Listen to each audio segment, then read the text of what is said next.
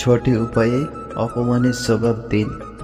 Number 1, যারা আপনাকে অপছন্দ করে তারা কিন্তু এই অপেক্ষাতেই থাকে যে কখন আপনি কি বলবেন তাই মেপে কথা বলুন।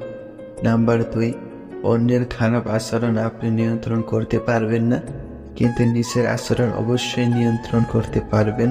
যতই যাই হোক উত্তেজিত হবেন না, মাথা ঠান্ডা রাখুন। নাম্বার 3, কেউ আপনাকে অপমান করার চেষ্টা করলে তাদের এই আচরণগুলো দেখো না দেখার ভান করুন। কেউ আপনাকে তখনই অপমান করতে পারবে যখন আপনি প্রতিক্রিয়া দেখাবেন। নাম্বার 4, কেউ আপনাকে অপমান করার চেষ্টা করছে বলে নিজেকে দোষী ভাববেন না, জানবেন যে সমস্যাটি তাদের, আপনার নয়। নাম্বার 5, কেউ খারাপ ব্যবহার করলে পাল্টা খারাপ ব্যবহার করবেন না, সম্ভব হলে খুবই ভালো ব্যবহার করুন। এতে হয়তো তারা একটু হলেও লজ্জা পেতে পারেন আর অন্যের চেষ্টা থেকে দূরে সরে আসতে পারবেন। নাম্বার 6, যারা অপমান করার সুযোগ খুঁজছেন তাদের নিচের কোনো দুর্বলতা ও ত্রুটি খোঁজ দেবেন না, নিজের কাজ ও দায়িত্ব সঠিকভাবে পালন করুন। ক্ষমতা তখনই প্রয়োজন হয় যখন আপনি খারাপ কিছু করতে চান, অন্যথায় সব কিছু করার জন্য ভালোবাসাই যথেষ্ট। বর্তমান সমাজ হলো ব্যর্থ মানুষকে নিয়ে হাসাহাসি করা আর সফল মানুষকে নিয়ে হিংসা করা। কিছু কিছু সম্পর্ক ঈশ্বর নিজে নষ্ট করে দেয় যাতে আমাদের জীবনটা নষ্ট না হয়।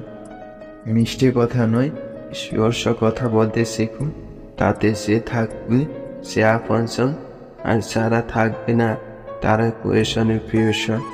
সে মানুষ সবচেয়ে বেশি সহজ সরল হয়, সেই সব থেকে বেশি কষ্ট পায়।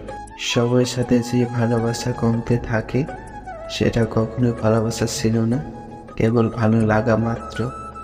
কেননা গাছ জন্মানোর পরে বড় হতে থাকে ছোট নয়। কারো প্রতি অতি বিনয়ী হতে নেই, এতে নিজেকে সর্বমূল্যহীন হতে হয়। ভালোবাসা কষ্ট নির্দিষ্ট কোনো ব্যক্তিকে চিনতে শেখায়, আর্থিক কষ্ট গোটা দুনিয়া পরিচিত মুখোশ চিনতে শেখায়।